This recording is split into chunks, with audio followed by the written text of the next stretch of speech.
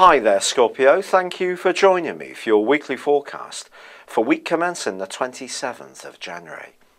A couple of weeks ago Mercury forged an alliance with Uranus, the planet of the unexpected, and this may have given you some thoughts about how you can change around your home situation to create more space, rent out a room, just feel more relaxed in your environment. Now, if you got the thoughts together but didn't quite get the energy to deploy your idea going, then I think this week you can finally see things through with the Sun combining brilliantly with Uranus, but this time it's a more physical energy, and I do feel that this can be positive for you. Now, if you need to get other people you live with on side, the continuing opposition between Jupiter and your ruler Pluto can certainly make you very persuasive. In fact, in general, you can be a little bit more outspoken at the current time, and when you are somebody who says something, other people sit up and take notice. You're usually very direct and sometimes even blunt.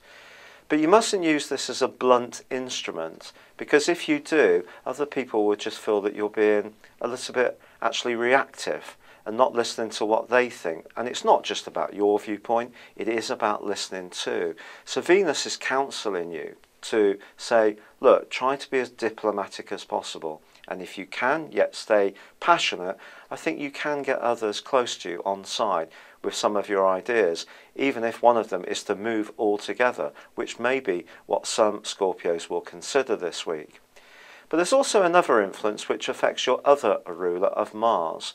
Mars is locked in the 12th solar house of your scope.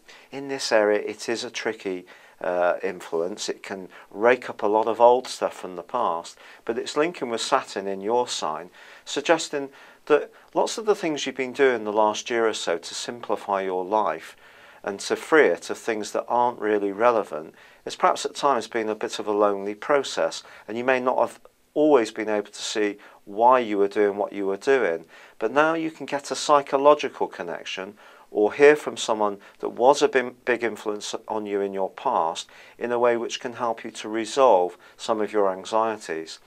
The new moon on Thursday can also be very helpful if there is any kind of reorganisation going on in your life, say even as simple as decluttering and trying to make your home run that much more efficiently. But by Saturday, Mercury, the planet of talk and thought, moves into Pisces. And of course, this is another water sign like you.